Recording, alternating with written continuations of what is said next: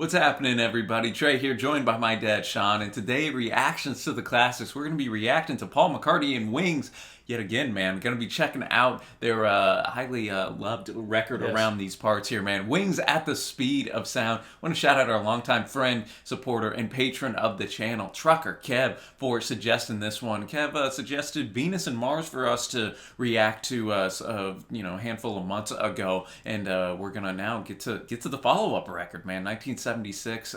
Looking forward to this one. Yeah, I am as well. Kev's got a little background in this. Kev's got a vast musical knowledge. He says, I call it the end of the essential Wings for me.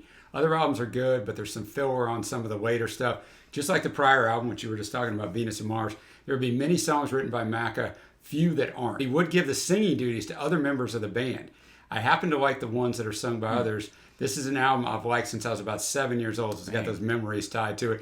Another one on the turntable, especially in the late 70s, always playing in the family house, and some just really good, solid material to me. Once again, Jimmy McCulloch comes in with some great lead guitar throughout the album, sings on another one just like on Venus and Mars, and we actually like that one if you remember. That's right, yeah. Ironically, again, it would be a song about the cautions of drugs, just like Medicine Jar. That was the song we liked. That unfortunately would take his life. And Trey, I got some quick facts on this album. Yeah, fifth record by Wings here, released March 76. Issued at the height of the band's popularity, it reached the top spot on the U.S. chart, the band's fourth consecutive album to do so, and peaked at 2 in the U.K. It was recorded and released in the midst of their highly successful Wings Over the World tour, with songs from the album performed on the tour after its release. As a reaction to critics who believed Wings were merely a vehicle for Paul McCartney, the album featured every member of the band taking lead vocals on at least one track, and 2 songs from the album are written or co-written by band members other than the McCartneys. After a series of concerts in Australia in November of 75, Wings took a break from the tour to spend the holidays with their families, and in January 76, booked time at Abbey Road Studios in London to record this record. It was the first time Paul had fully recorded an album in England since Red Rose Speedway, which I read some background. It's not on here. On that album, he tried to get other members to sing, but the record company nixed it. Okay. By the end of February, the album was complete, and Wings went back on the road. So they weren't going in the studio during the tour, but in between the tours. It kind of reminded me a little bit of the Beatles' Helter Skelter type of, not the song, but the type of recording process. Yeah. Around the time of the studio sessions for Wings at the Speed of Sound, Wings were facing criticism for merely being a vehicle for McCartney. He encouraged each of the band members to contribute a song during the sessions. The album was recorded at Abbey Road in 2 different periods or sessions. First took place in August and September and October 75, and then they went back, which you were talking about, in January and February to finish it up. During the playback of Must Do Something About It, Paul heard drummer Joe English sing the song and decided to have him take the lead vocals. In Cook of the House, he handled double bass, while Silly Love Songs was arranged in a disco style in a similar fashion to Al Green's Sha La La. The album reached 2 in the UK, as we noted, and was the 4th best-selling album of 76. I thought that was interesting. It only went to 2, but it had some staying power. Yeah, it had that longevity, baby. It was McCartney's most successful American chart album since his days in the Beatles, spending 7 non-consecutive weeks at #1 throughout the summer, and blocking the new Beatles compilation, Rock and Roll Music. That was really interesting. Paul blocking Paul over here on the charts. It sold over 3.5 million copies worldwide, and all tracks written by Paul and Linda McCartney, except where we note. I, of course, know Silly Love Songs and maybe Let 'Em In, our opener here, but besides that, I don't think I know any of the other tunes. So. Same for me as well. So, guys, the first time joining us, the music will not be in the video, but it'll be a link below.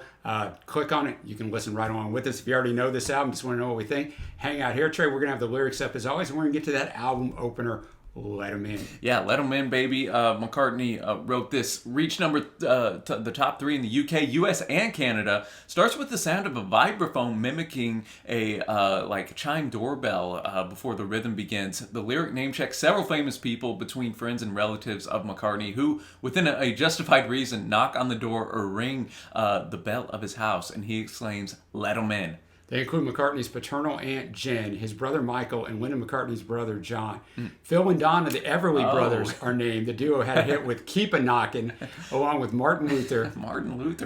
Not King, but Martin Luther, who famously, of course, hung his 95 Theses on a church door. And Uncle Ernie is also named being the character Ringo Starr sang in the London Symphony Orchestra's recording of the Who's rock opera Tommy. Also notable for the false fade out, which however becomes loud for the last two notes of the song. Makes use of piano, drums, brass, including a trombone solo, and wind instruments featuring flutes, as well as backup vocals from Linda and other members of Wings. So that's quite the build-up, but I know it's an acclaimed song. No, man, gotta bring out all the stops for the opener here, man. So, as always, got the lyrics pulled up. Thanks again to Kevin. Let's dive into this. All right, Let 'Em In. Both familiar with this track, man, but I think it's a really strong song and really strong way to open off your record here, too. I think the instrumentation, the diversity there of the musicianship is what makes the song, because when you're, I never really thought about the lyrics so much. There's nothing to these lyrics whatsoever. A lot of just repetition. It's all repetition. It's one verse and one bridge, and that's all there is. It doesn't change up at all. Someone's knocking at the door. Somebody's ringing the bell. Somebody's knocking at the door. Somebody's ringing the bell. Do me a favor, open the door and let them in. No, I think the cadence and the way that McCartney delivers them shows his brilliance, because if you just had a regular dude, it would almost be a little monotonous. It would be, and then they come in with different instrumentation to punch it up at different times too, which makes it take a different little path. But no, man, I dug. We had a couple different use of the military drums. That's always fun, and of course that mixes well with the flute. That's kind of a familiar sound.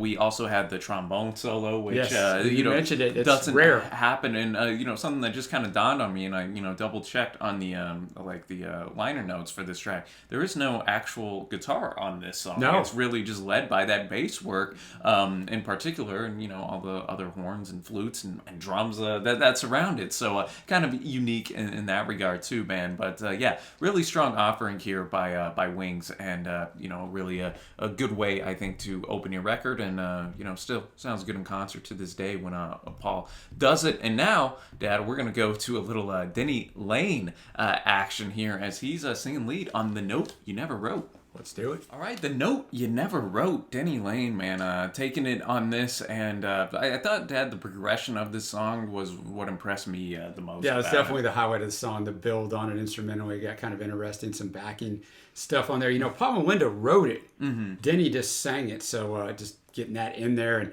I don't think it's an okay song. It's fine. I don't think they did Denny any favors on the sequencing of this album to have it right after Let 'Em In. Yeah, because I think it's tough to follow that, but it was fine. Yeah, we had the interesting, we go from the fade out of Let 'Em In to the fade in here on the keys of this track, and Denny really subdued on his vocal performance here, talking about, hey, he ended up finding the note that she never wrote to me. He mentions the mayor of Baltimore and whatnot. He's never gonna get my vote. And then we have that instrumental section where we really get we had the acoustic guitar, and then Denny lets loose on that electric guitar. I thought the solo there was quite prominent. Had the orchestration of the strings up in here, man, and our dude ends up getting arrested on the shore, man. He was taken in, and so it doesn't necessarily end well for our poor title character right here. But man, I thought it was a solid offering right here, and Denny made it work, I think, with what he was doing. And now we're going to go to one of the shorter tracks on here. We have She's My Baby, Macca coming back on the lead vocals here. Yeah, it's a love song directed at Linda. Critical opinion I found has ranged from a description of Paul's sweetest, daftest love song to a suggestion that it deserves an honor of sheer awfulness. My. In 1998, after Linda's death, Paul rearranged the song for a string quartet to be played at memorial concerts for her. He did that with a few of these other songs too. This version was included on the 1999 album Working Classical, if you want to go check that out. Like the hit singles from this record, Let 'Em In and Silly Love Songs, the bass guitar is prominent in the mix. This was done intentionally to make the song more danceable. Paul has stated that, quote, that is the bass in your face, and that was really because we were making a dance record. So, all right. Interesting. She's my baby, Trey. We're gonna keep mopping her up like gravy. So I think for me, it's definitely not the best love song ever that he's written, or whatever the note said, and it's definitely not probably the worst. It's probably somewhere in between. It's fine. It's very cheesy. It's kind of the idea, I think, behind it. That's why he kept revisiting the same motif there. There's also not a lot of lyrics in this either, a lot of repetition, but it's fine for what it is. The bass work was the highlight. What do you think? No, man, yeah, yet again, that mixed with the electric piano was the highlight for me. Yeah, I wasn't necessarily feeling some of these lyrics. I wasn't either. The, like, gravy down to the last drop, I keep mopping her up. He just kept revisiting that. He did, man. A little bit syrupy for my taste, but hey, man, maybe that's just my dark, cold heart right here, man. But, you can't complain about the bass work and instrumentation. Yeah, I just felt the lyrics, not going to be in, the Hall of Fame for Paul right here. No, it's not, but he's got plenty of Hall of Fame offerings. But hey, man, I mean, if Linda dug it, hey, that's all that matters exactly at right, the end of the day. And now we're going to go to Beware My Love right here. We're going to have Paul and Linda, speaking of her on vocals on this, B-side of Let 'Em In. Linda sings the intro and outro movements with her voice multi-track. Okay. It was recorded in a manner that replicated a live recording setup with all the players recorded together. It's been praised for being the only true rock song on this record, where it's kind of peppered between a lot of ballads and disco-inspired songs as well. So.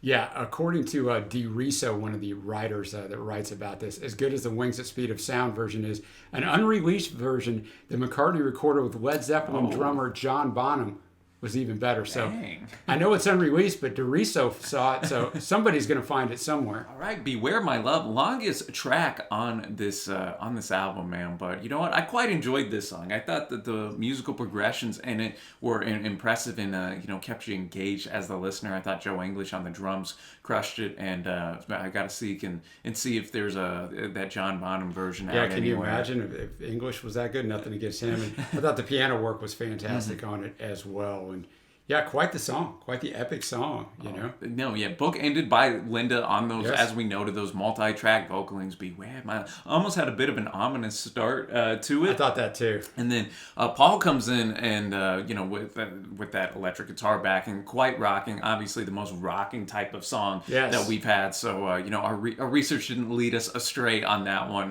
there. And Paul essentially warning her about the guy that she's with. Yeah, exactly. He can't be the one. I must be wrong, baby. Yeah, but I don't believe he's the one. But you insist I must be wrong. I had to leave, and when I'm gone, I'll leave you my message in my song. So very, very cleverly written. He's telling her right there. I thought it was catchy, man. And I enjoyed this. Probably my favorite up to this point. After, of course, Let 'Em In. So now we're gonna go to another long song, closing out the first side here already. Dad, we have Wino Junko. This is the one written and sung by Jimmy McCulloch. So let's check it out. Wino Junko coming in here, man.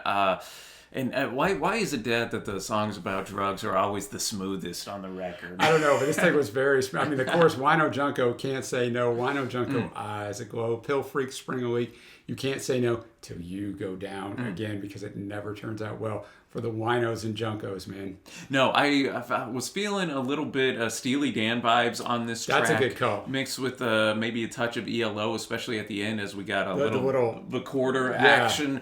So yet again, I thought the production on this was quite stellar, and just definitely you could tell they took a lot of time writing about this. And I do got to shout out Colin Allen wrote it with Jimmy. It wasn't just Jimmy. I forgot to mention it. No, man. And I thought Jimmy sounded so smooth. He didn't try to, I think he knew his limitations as a vocalist. And that's part of it. That's a huge part of it. And whenever you have that, you almost could feel the seriousness that, oh man, this guy maybe has a little experience with this. And, unfortunately, with how his life ended out, blistering guitar solo in this track as well, which was nice. I thought it was just quite smooth. Did you like, speaking of long songs, did you like Beware My Love or this one better to end off this first side? Man, that's a great question, Trey. Otherwise, you wouldn't have asked it.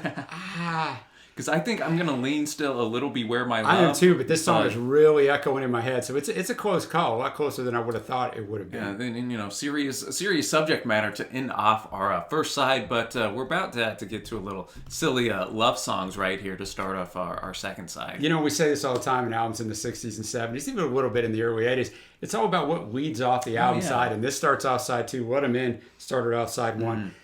Paul's on lead here with Linda and Wayne credited on those vocals as well. The song, which features disco overtones, was written in response to John Lennon and music critics accusing Paul of predominantly writing silly love songs and sentimental slush. It was his 27th number one song as a songwriter, the all-time record for the most number one hits achieved by a songwriter.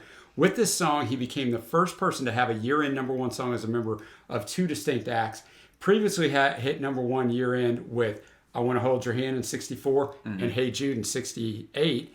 And this was also Paul's biggest solo hit, and Paul has something to say about this. Yeah, he said, quote, "Over the years, people have said, he sings love songs. He writes love songs. He's so soppy at times. I thought, well, I know what they mean, but people have been doing love songs forever. I like them. Other people like them, and there's a lot of people I love. I'm lucky enough to have that in my life. So the idea was that you may call them silly, but what's wrong with that? The song was, in a way, to answer people who just accuse me of being soppy. The nice payoff now is that a lot of the people I meet who are at the age where they've just got a couple of kids and have grown up a bit, settling down, they'll say to me, I thought you were really soppy for years, but I get it now. I get what you're doing. By the way, silly love songs also had a good bass line and worked well live. The song includes a build-up of multiple vocal parts sung in counterpoint, similar to the Beach Boys' God Only Knows, a song that McCartney has cited as his favorite of all time. He allowed the horn sections to create their own parts for the song as well. Well, he's grown. We know how much how much he pissed off the orchestra guys at different recordings of the Beatles songs. So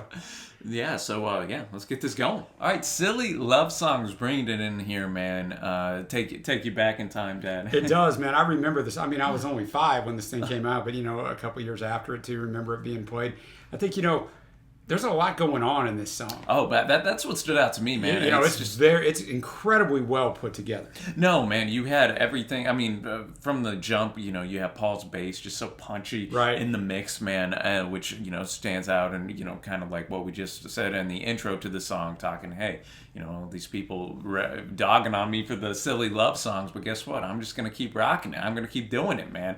And then you have the strings in there, which Paul actually conducted, which is pretty tight. And then obviously, me, I love the saxophone. I enjoyed the saxophone. Little trombone on there. Yeah, so you had horns, you had the strings, you had your punch and bass in here. You had Linda actually come in on backing vocals towards the end. So and kind of just layering over the top of it. Yeah, so I think, and a mellotron by Paul. That's right. So you had so much going on instrumentally here that it's kind of ironic because it isn't just a silly love song. Yeah, exactly. That's what I thought. It's a lot more complex than just getting out an acoustic guitar and strumming something up or whatever. But I think it's a big hit for a reason, man. I think it's catchy. I think that it's simple in that lyrical content that everybody can kind of get around with it, and timeless, and then great musicianship all throughout to boot, man. So, exactly. Very obviously strong way, and one of the Wings' most famous songs for a reason. And now we're going to go to Cook of the House here. We kind of previewed it earlier, but we have Linda here, and this was actually the B-side to Silly Love Songs. Linda sings the lead vocal, her first lead vocal performance for Wings. Paul plays the same double bass Bill Black played on Elvis Presley songs. I don't know the story behind it. It was inspired during the McCartney stay at a rented house in Australia during their 1975 tour and was written in November of that year. A plaque in the kitchen stated, "Wherever I serve my guests, they like my kitchen best," which inspired some of the lyrics. Most of the remaining lyrics come from the McCartneys looking at the food in their kitchen and listing the items in the song. Okay, a little almost like Lennon with Good Morning. Or a little Savoy truffle when I was looking at the candy. So, all right, Cook of the House. Now, Trey, I've never really read or heard a bad thing about Linda. She seems to be like a great woman. I want to be respectful of her. But I got to say this because we're over here reacting to the album. This song is abysmal. Yeah, I was not feeling this whatsoever. The sound of it is abysmal.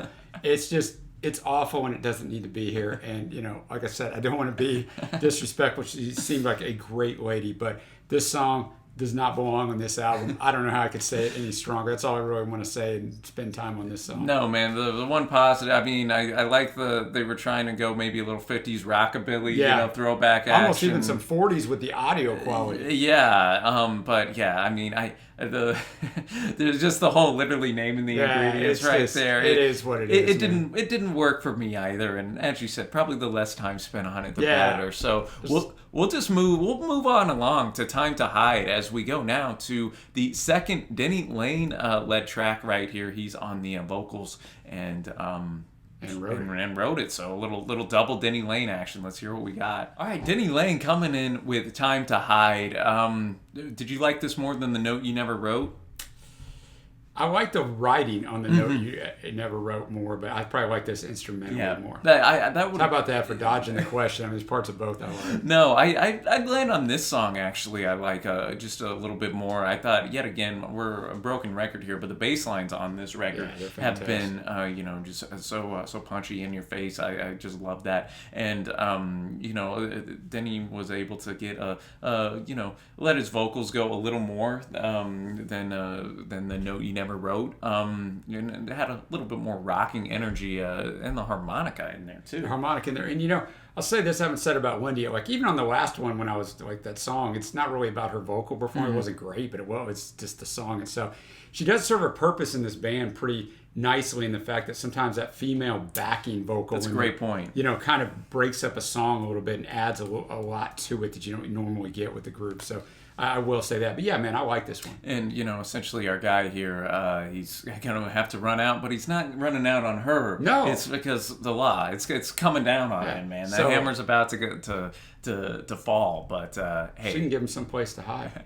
I hope so, man. I hope so. But now we're going to next song here. We only have 3 songs left. Album has gone pretty quick. We have Must Do Something About It. Lead vocal was sung by the drummer here, Joe English, rather than by McCartney. The only Wings song on which English was the lead vocalist. So a little trivia right there. This was part of the McCartney's attempt to, of course, spread the love around the band. This is, if you remember the story, where McCartney decided to have him perform the lead vocal after the backing track had been recorded. A version of the song was recorded at the time with McCartney on lead vocal and remained unreleased until 2014 when it was included as a bonus track on the remastered album. So if you want to check that out, I'm sure it's on YouTube or Spotify, but we're checking the original out. Let's get it. All right, Joe English bringing a little Must Do Something About It. I will say, he does not have a bad voice, especially for a drummer. Well, I think he understands to stay in his lane. Oh, yeah. Right? He didn't try to do anything crazy. I didn't think about that. Not trying to do anything crazy, just kind of just singing it straight out, not trying to hold notes. So, I thought it was a catchy tune. I thought the writing was a little bit, some of the rhyme schemes.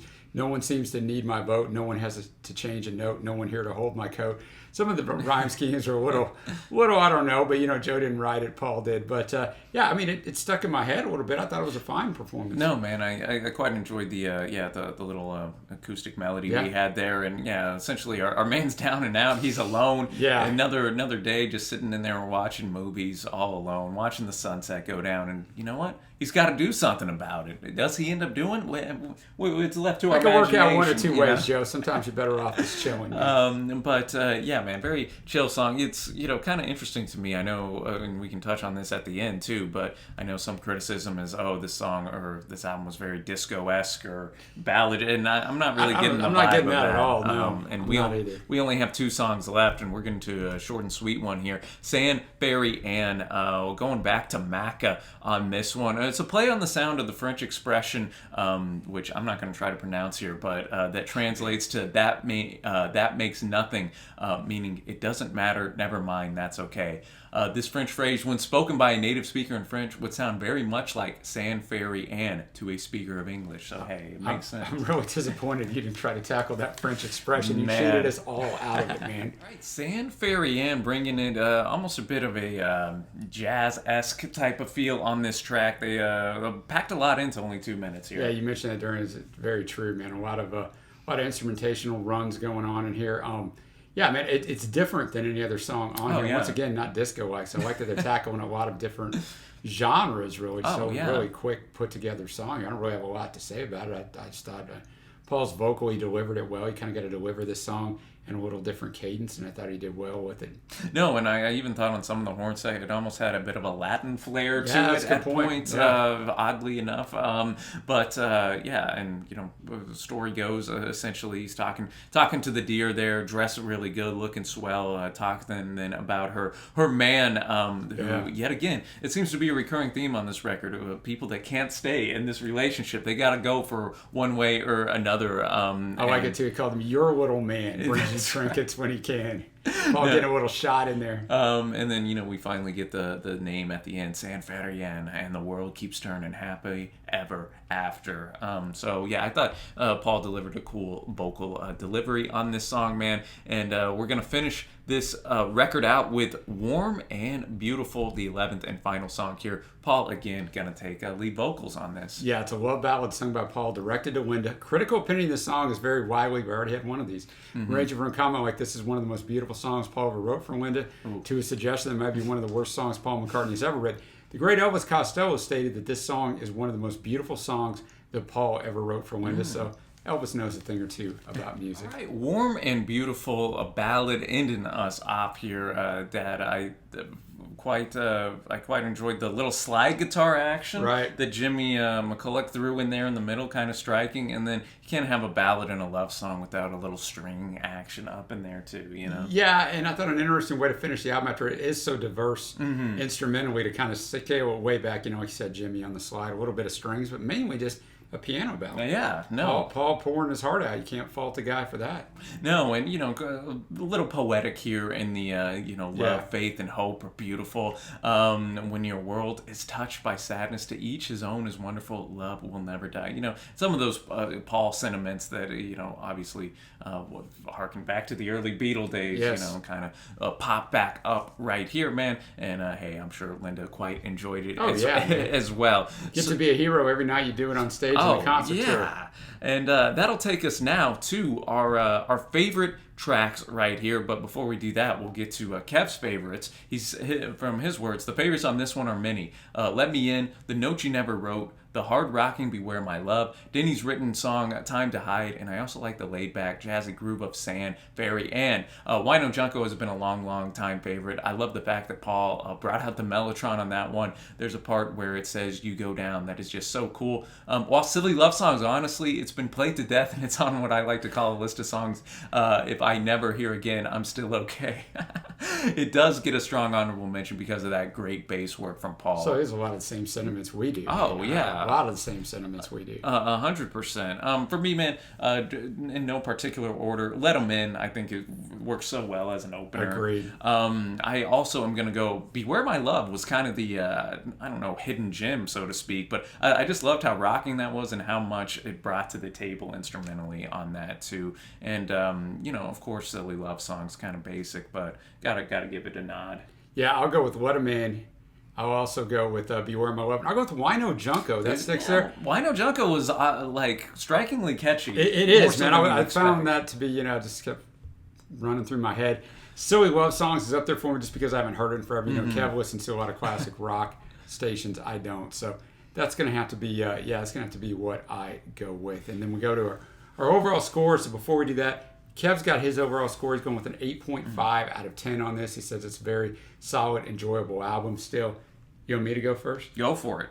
All right. So I think this album is good, not great. But you also got to remember, it's our first listen to this album, And so, like someone like Kev who brings it, and many of you who are around it, you've heard this album tons and tons. And the more you hear an album, the more the songs grow, and you wouldn't keep listening to it, right? So for me, on first listen, it's a very respectable 7.25. It's not up in the upper echelon, but also it's the first time hearing almost all of these songs. No, man, I'm going to be in that kind of same ballpark for you, which, I think on both of our scale, like anything in the 7s is still a good album. Yeah, it's still a good album, man. Just, you got to let some of it marinate a little bit. Yeah, so I'm going to go, I'm going to be like a 7.5 for me on this record. And what I liked about it was you did have a little bit of everything on it. That's why I don't really get the criticism. Oh, it's I only don't get that either. ballads and disco type of songs. A couple songs on here didn't necessarily hit for me. Obviously Cook of the House could have been on the cutting floor. I wasn't huge on She's My Baby either. I wasn't either. Like the highs that we had on, of course, Band on the Run or Venus and Mars maybe aren't quite that's the way I would put it. Yeah. Let Them In and Silly Love Songs, of course, but we have a couple filler tracks which bring down the score a little bit for me. Yep. But still a lot of consistency in the musicianship in particular. Yes, exactly. Bass work, there's horn sections throughout, strings, some great guitar work by Jimmy and Denny in here. The piano, of course, always rocking as you'd expect with Paul. So musicianship was stellar on this thing. Top notch. So all in all, I did enjoy it, man. I'm glad that Kev brought it to us to listen to continue to fill out our kind of Wings catalog. Yes. Yeah, no, it's great. Here on the channel. And of course, man, we always want to know from you, what are your favorite tracks on this thing? What score would you be giving it? Do you like it more than Venus and Mars or Band on the Run? Let us know in the comments below. And if you'd like to support us anyway, as Trucker Kev does, check out the Patreon link below or the Patron link on the end screen. The patrons make this thing go. And I guess, man, that'll wrap it up from us today. Enjoyable one. And so until next time, y'all, thanks so much for watching. Happy listening, and we will see you.